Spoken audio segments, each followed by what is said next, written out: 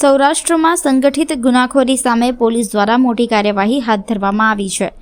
આતંક મચાવતી કાળિયો ગેંગ અને ઇમલા ગેંગ સામે ગુજસીટોક હેઠળ ગુનો નોંધાતા કુલ 17 સભ્યો સામે કડક પગલાં લેવામાં આવ્યા છે। મળતી માહિતી મુજબ રાજકોટ જિલ્લા પોલીસ વડા વિજયસિંહ ગુર્જરના આદેશથી સૌરાષ્ટ્ર વિસ્તારમાં સક્રિય 2 કુખ્યાત ગેંગ સામે મોટી કાર્યવાહી કરવામાં આવી છે।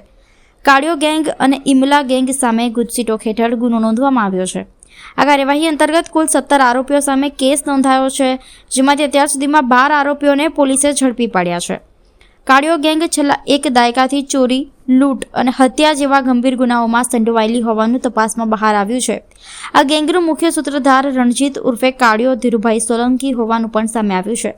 આ ગેંગ સામે સૌરાષ્ટ્રના વિવિધ જિલ્લાઓમાં કુલ 47 ગુનાઓ નોંધાયેલા છે, જેમાં રાજકોટ ગ્રામ્યમાં સૌથી વધુ 27 ગુનાઓ નોંધાયા છે, જ્યારે જૂનાગઢ, અમરેલી, બોટાદ, ગીર સોમનાથ, જામનગર, સુરેન્દ્રનગર અને ભાવનગર જિલ્લામાં પણ તેમના ગુનાહિત કિસ્સાઓ નોંધાયા છે।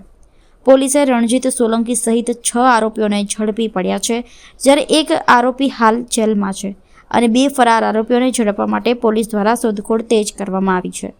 આ સમગ્ર કાર્યવાહીથી સંગઠિત ગુનાખોરી સામે પોલીસના સખત વલણનો સ્પષ્ટ સંદેશ આપવામાં આવ્યો છે।